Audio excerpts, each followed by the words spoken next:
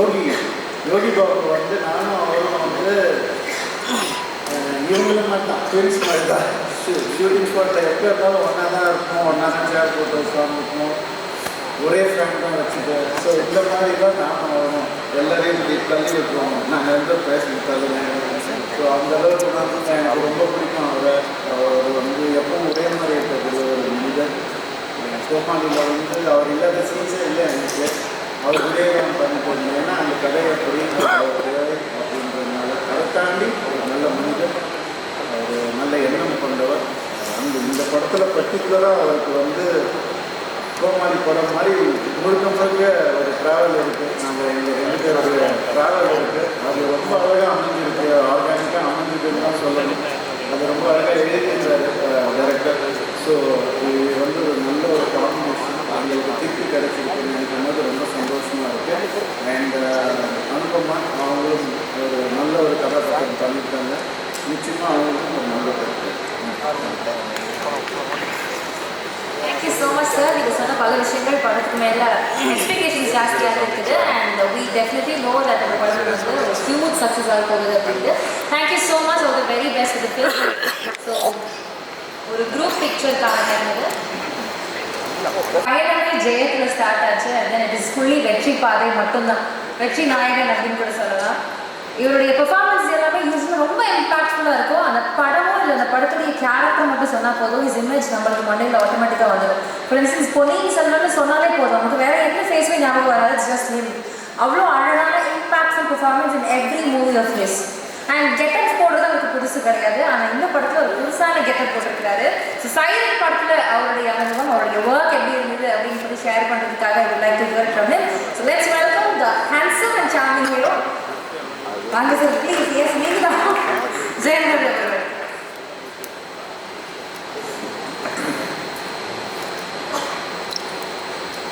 மேடையில் அமர்ந்திருக்கும் அனைவருக்கும், இந்த விழாவுக்கு வந்திருக்கும் பத்திரிகை தொலைக்காட்சி இணையதளம் நண்பர்கள் அனைவருக்கும் வணக்கம். ரொம்ப சந்தோஷமான ஒரு மேடை. எல்லாருமே ஒரு டீமாக ரொம்ப கஷ்டப்பட்டு பண்ண படம் இது. அதனால இன்றைக்கி இந்த படம் வந்து ரிலீஸ் தேதியை நோக்கி போகுதுன்னு நினைக்கும் போது, நல்லபடியாக வந்திருக்குன்னு நினைக்கும் போது ரொம்ப ரொம்ப சந்தோஷமாக இருக்குது. கண்டிப்பாக அதுக்கு உங்களுடைய ஒத்துழைப்பு தேவை. எல்லா நல்ல படங்களும் இன்றைக்கி உங்களுடைய ஒத்துழைப்பு பார்க்குறோம். முதல் ஒரு நாளில் நீங்கள் சொல்லிடுறீங்க, அது வந்து ரொம்ப ஒரு பாசிட்டிவான ஒரு விஷயமா இருக்குது. அதனால நல்ல படங்கள் இன்றைக்கி நிறைய நாள் ஓடுது, ஹவுஸ்ஃபுல்லாக ஓடுது. ஸோ அதனால் உங்களுடைய ஆதரவு கண்டிப்பாக எங்களுக்கு தேவை. சைரனும் நல்ல படம்ன்ற ஒரு மிகப்பெரிய நம்பிக்கையில் தான் நான் இதை வந்து பேச ஆரம்பிக்கிறேன். என்னதான் கடைசியில் பேச கொடுத்தாலும் நான் முதல்ல இருந்து ஆரம்பிச்சாகணும், வேறு வழி கிடையாது. அதனால் கொஞ்சம் பொறுமை காத்திருக்க வேண்டும் அப்படின்னு கேட்டுக்கிறேன் எல்லாரையும். முதல்ல இந்த படம் ஆரம்பித்தது வந்து இந்த மேடையில் தான் பேச முடியும். நான் எடிட்டர் ரூபன் அவர்கிட்ட இருந்து தான். ரூபன் வந்து அரங்கமுறை படமும் எங்களுடைய ப்ரொடக்ஷனுக்கு ஹோம் மூவி மேக்கர்ஸ்க்கு வந்து அனுப்பிச்சி வச்சார் டைரக்டர் கார்த்திகை. அது வந்து ரொம்ப ஒரு மிகப்பெரிய ஹிட் ஆச்சு. அதே மாதிரி சைரன் டைரக்டர் ஆண்டனி பாக்கிறது வந்து எங்கள் ஆஃபீஸ்க்கு அனுப்பிச்சி வச்சுருந்தார். அப்போ தான் எனக்கு புரிஞ்சது, வந்து மற்ற ஹீரோஸ்க்கு அனுப்பிச்சிருக்காரான்னு எனக்கு தெரியல. எனக்கு அனுப்புகிறாருன்ற பெரிய நம்பிக்கை, எனக்கு மட்டும்தான் அனுப்புகிறாருன்ற பெரிய நம்பிக்கையில் நான் இருக்கேன்.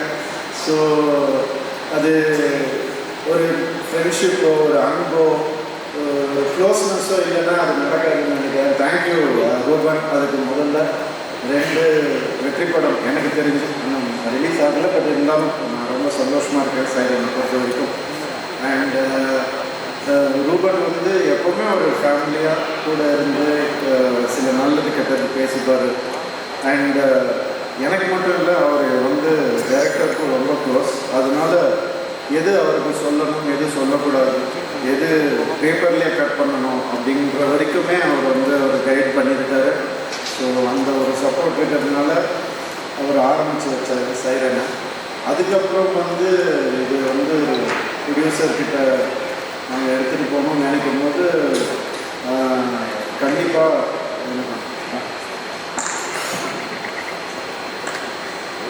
ஓகே ஸோ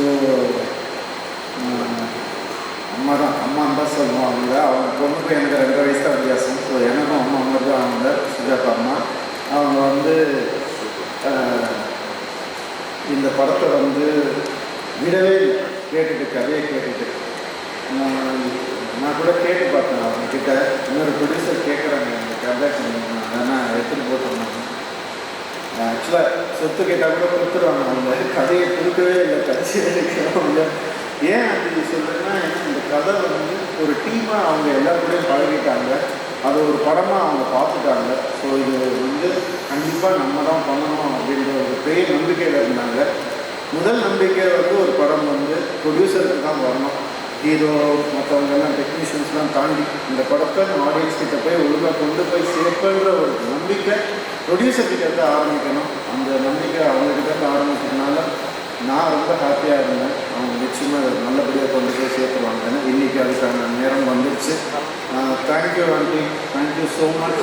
வந்து இதுக்கு மேலே சிறப்பாக பண்ணிக்க முடியாது. உங்களுடைய ஒத்துழைப்பும் உங்களுடைய அன்பும் உங்களுடைய சாப்பாடும் குறைச்ச சாப்பாடு இல்லைன்னா அது ரொம்ப கஷ்டம். அவங்களுக்கு இது ஒரு மிகப்பெரிய சக்ஸஸாக வரணும்னு நான் வந்து ஆசைப்படுறேன். அடுத்தது வந்து ஜிவி பிரகாஷ் அவர்கள் அடுத்த மியூசிக் டைரக்டர்னு யார் இந்த படத்துக்கு, ஏன்னா எமோஷன் ரொம்ப ப்ளே ஆகிருக்கு சைரன். அதனால எமோஷனை வந்து அழகாக கொண்டு வரக்கூடிய ஒரு மியூசிக் டைரக்டராக தான் போகணும் அப்படின்னு நினச்சோம். நீங்கள் நிபந்தனைகள் பார்த்துருக்கீங்க.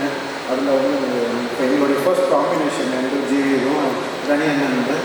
ஸோ ஜிவி வந்து வீரக்காரணியில் வந்து அந்த படத்தை வந்து எங்கேயோ தூக்கிட்டு போயிருப்பார். இந்த ஒரு ஹீரோவுடைய எமோஷனும் ஒரு டைரக்டருடைய டயலாகும் அந்த பின்னணி இசையில் பார்க்கும்போது உண்மையாகவே சிலிர்க்க வைக்கிற ஒரு மியூசிக்காக தான் இருக்கும். ஸோ அதனால தான் ஜிவி தான் இந்த படத்தை கண்டிப்பாக பண்ணணும்னு ஆசைப்பட்டோம். அவர்கிட்ட போய் சொன்னோம். அவர் உடனே நிச்சயமாக நான் பண்ணுறேன்னு. அவரும் ஒரு ஃபேமிலி மாதிரி தான்.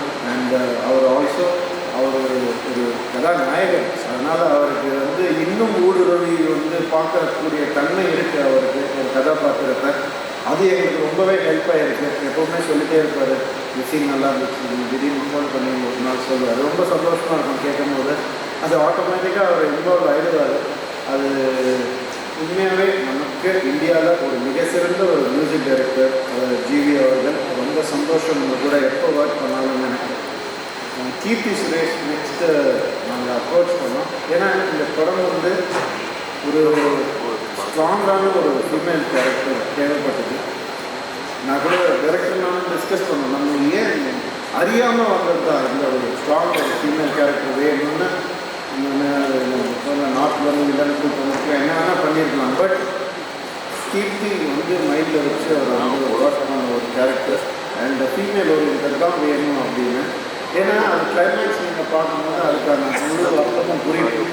அது ஏன் அப்படி ஆரம்பிச்சது, எதனால் வந்து சண்டே ஆச்சு, எதனால் எங்கே வந்து முடிஞ்சதுன்னு கிளைமேக்ஸ் பார்க்கும்போது அந்த உணர்வு நமக்கு வரும். ஒரு அழகான ஒரு உணர்வு அது. இந்த படமே அந்த கிளைமேக்ஸ் காட்சியை வச்சு தான் நகரும் ஒவ்வொரு சீனும். ஸோ அந்த வகையில் வந்து கீர்த்தி மகாநதின்ற ஒரு படம் நம்ம எல்லாம் பார்த்துருக்கோம். அது ஒரு படம் போகிறோம் நம்மளுக்கு லைஃப்பில், அந்த ஒரு கெரியரில் அந்த ஒரு நல்ல படம் பண்ணிட்டோன்ற சந்தோஷம் வந்து அவங்களுக்கு எப்போவுமே இருக்கும். நல்ல படம் பார்த்தோன்ற சந்தோஷம் நமக்கு எப்பவும் ஏற்படும். ஸோ கீர்த்தி வந்து இந்த கேரக்டர் வந்து நீங்கள் நம்பவே மாட்டீங்க. அவங்க வந்து ஒரு ஸ்கூல் புதுசாக சேர்ந்த ஒரு ஸ்டூடெண்ட் மாதிரி, ஆக்டிங் புதுசாக கற்றுக்கிற ஒரு ஸ்டூடெண்ட் மாதிரி டைரக்டர்கிட்ட வந்து இது கரெக்டாக நான் இப்படி நிற்கலாமா, இந்த கேப் வந்து இப்படி இங்கே வைக்கலாமா, இந்த போஸ்டர் கரெக்டாக இருக்காங்க, ஒவ்வொன்றா கேட்டு அவங்க பண்ணிட்டு இருக்கும்போது அதனால தான் அவங்க இவ்வளோ பெரிய ஒரு ஆக்டர்ஸ் ஆகிருக்காங்க. அவங்களுக்கு இவ்வளோ ஃபேன்ஸ் இருக்காங்கன்றது வந்து உண்மையாகுது. இல்லைன்னா சாதாரண உழைப்புனால தான் அப்படி ஆகாது. பயங்கர ஒரு ஹார்ட் ஒர்க் கீர்த்தி. ரொம்ப ஹாப்பி நான் அவங்க கூட ஒர்க் பண்ணது. இந்த கதாபாத்திரத்தை மிகச்சிறப்பாக பண்ணியிருக்காங்க. அதுக்கப்புறம் தனியாக இன்னொரு ஸ்ட்ராங் கேரக்டர் ஒரு தேவைப்பட்டது எங்களுக்கு. அந்த கேரக்டர் வந்து நாங்கள் யோசிக்கும் போதே இந்த மாதிரி பண்ணாதவங்க, இந்த மாதிரி பேசாதவங்க தான் எங்களுக்கு வேணும் அப்படின்னு. ஏன்னா அவர் நிறைய சமுதாய கருத்தை வந்து அவருடைய வார்த்தைகளால் நமக்கு எப்போவுமே சொல்லிக்கிட்டே இருப்பார். படங்கள் படங்கள்லையும் சரி, நேரில் பார்க்கும்போதும் சரி. ஆனால் அவர் வந்து நெகட்டிவாக இருந்தால் எப்படி இருக்கும் அப்படின்னு அவரே சொல்கிறார், டேய் எல்லாம் பேசக்கூடாதுன்னு சொல்கிறவனை வந்து பேச வைக்கிறியப்பா அப்படின்னு கேட்டார். ஆனால் இது அப்படி பண்ணுங்க நான் நல்லா இருக்கும் அப்படின்னு சொல்லி சொன்னேன் நான். ஸோ அவர் சரிப்பா நம்ம ஒன்றா ஒர்க் பண்ணதில்லை, நீயும் நானும் ஒன்றா ஆக்ட் பண்ணதில்லை, நான் ஒன்று டைரக்ட் பண்ணியிருக்கேன், அது வேறு, அதனால நான் பண்ணுறேன், ஓகே ரவி சொல்கிறேன், நான் ஓகே நான் கேட்குறேன் அப்படின்னு ஒரு எந்த விதமான ஒரு இன்ஸ்டிடியூஷனும் இல்லாமல் எங்கள் டீம் கூட வந்து ஐக்கியம் பண்ணி அப்படியே ஆரம்பித்தது தான். அவர் நானும் வந்து நிறைய நல்ல விஷயங்கள் பேசியிருக்கோம். அப்போ அவர் நானும் டைரக்டர் புது டைரக்டர் இல்லையா அப்படியே சாப்பிட்டு போகிறோம், ஒன்றும் பேசிக்க விட மாட்டோம், என்ன நல்லா பண்ணுறாரா எப்படி எதுவும் கேட்டுக்க மாட்டோம். அவர் இப்படி தலையாட்டுவார், நான் இப்படி தலையாட்டுவேன், நல்லபடியாக போயிட்டுருக்கு அப்படின்றதுக்கான ஒரு சிம்பிள் அது.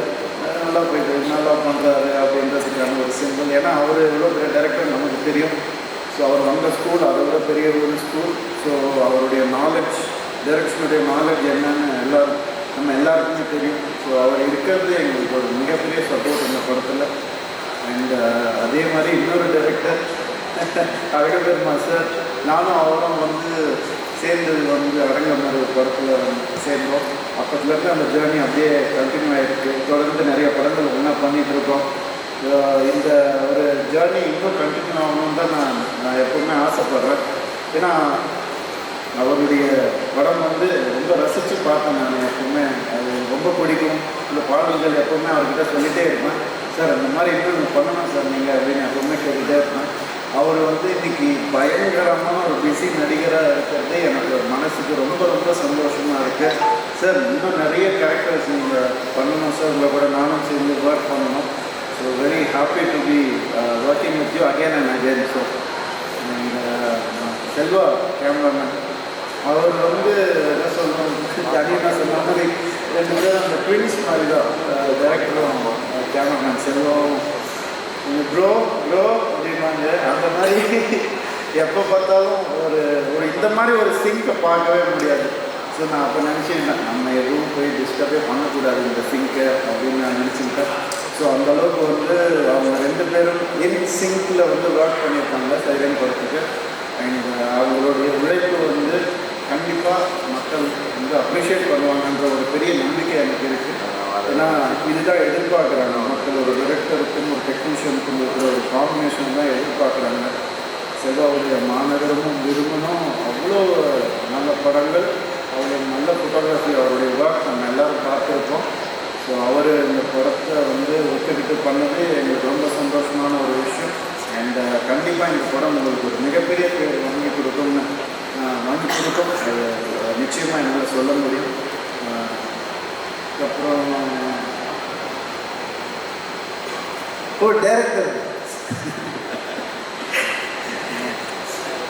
டைரக்டர் ஆண்டனி பாகிராஜ், எல்லோரும் நல்லா, நீங்கள் எல்லா மீடியாவிலேருந்து எல்லாருமே வந்திருக்கீங்க. உங்கள் எல்லாருக்குமே நான் கண்டிப்பாக ஒரு விஷயத்தை நான் வந்து சொல்ல முடியும். இன்னும் நிறைய மேடைகளில், இன்னும் சிறந்த மேடைகளில் அவரை நீங்கள் அடிக்கடி பார்க்குறீங்க. அது மட்டும் என்னால் கண்டிப்பாக சொல்லணும். அந்த மாதிரி ஒரு ஆள் அவர். இப்போவே வந்து குச்சி வச்சுக்கணும்னு நினைக்கிறேன். ரிலீஸ்க்கு அப்புறம் வந்து இன்னும் அவர் நிறைய நல்ல படங்கள் பண்ணணுன்னு தான் நான் ஆசைப்பட்றேன்.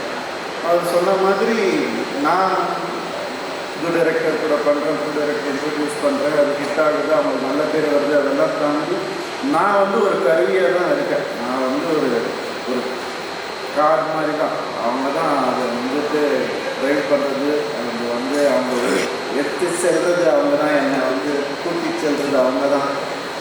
ஸோ அவ்வளோதான் நான் வந்து ஹெல்ப் பண்ணுறேனே தவிர அவங்களுடைய பர்டிகுலர்லி ஆண்டனி அவருடைய உழைப்பு, திறமை, நம்பிக்கை, அவருடைய டேலண்ட் இல்லாமல் இந்த சக்ஸஸ் கிடையாது. அவருடைய முழு உழைப்பாளர் இன்றைக்கி வந்திருக்காரு, அவர் சொந்த காலில் நின்று வந்திருக்காரு. அதுக்கு ஒரு பெரிய சல்யூட். நிச்சயமாக இன்னும் நல்ல படங்கள், இன்னும் நிறைய பெரிய படங்கள், நல்ல ஹீரோஸ் கூட, நல்ல டீம் கூட நீங்கள் ஒர்க் பண்ணணும்னு நான் ஆசைப்படுறேன். அது கண்டிப்பாக நடக்கும். அதுக்கு அவங்க எல்லாருமே சப்போர்ட்டாக இருப்பாங்க. எங்கள் ஆர்ட் டைரக்டர் கதிர் அவர்கள் அவங்க வந்து ரொம்ப ஃபேமிலி மாதிரி தான். இந்த படம் வந்து வெறும் ஒரே எண்ணம் தான், இந்த படம் நல்லா வரணும் அப்படின்னு நினச்சி தான் நாங்கள் எல்லாருமே ஒர்க் பண்ணோம். இப்போ என்னை பற்றி எல்லோரும் சொல்லிட்டாங்க, இருந்தாலும் நான் என்னை பற்றி கொஞ்சம் சொல்லிக்கிறேன். இந்த படத்தில் என்ன கொஞ்சம் கஷ்டப்பட்டு நடிச்சிருக்கேன், 2 கெட்டப்லாம் போட்டு பண்ணியிருக்கேன். முதல் தடவை அதெல்லாம் பார்த்துருக்கீங்க நீங்கள். ட்ரெய்லர் நீங்கள் எல்லோரும் விரும்புனீங்கன்னு நான் நம்புகிறேன். நான் ஸோ இந்த படத்தில் வந்து எனக்கு ஒரு 2 டைம் லைனுக்கான ஒரு டிஃப்ரென்ஸை காமிச்சாக வேண்டிய ஒரு கட்டாயம் கதையில். 15 years பிஃபோர் அப்படின்னு சொல்லக்கூடிய ஒரு கதை, அப்புறம் ப்ரெசென்ட்டில் நடக்கக்கூடிய ஒரு கதை. ஸோ 2க்கும் டிஃப்ரென்ஸ் காட்டணுங்கிறதுக்காக தான் அப்படி. ஸோ அது வந்து தேவைப்பட்டது கதைக்கு, அதனால அப்படி பண்ணியிருக்கேன். இது எனக்கு ஒரு புது அனுபவம். இந்த அனுபவத்தை நான் ரசித்து பண்ணியிருக்கேன். நீங்களும் ரசிப்பீங்கன்னு நான் நம்புகிறேன். இந்த படம் எல்லாருக்கும் கண்டிப்பாக பிடிக்கும்னு நான் நினைக்கிறேன். February 16 தேட்டரில் ரிலீஸ் ஆகுது. இது ஒரு ஃபேமிலி ஃபிலிம் தான், எமோஷன்ஸ் அடங்கியிருக்கிற படம் தான் இது. நான் நடுவில் நிறைய கொஞ்சம் ஆக்ஷன்ஸ் படம் எடுத்துக்கிட்டு போயிட்டேன், திருப்பி வந்துட்டேன்.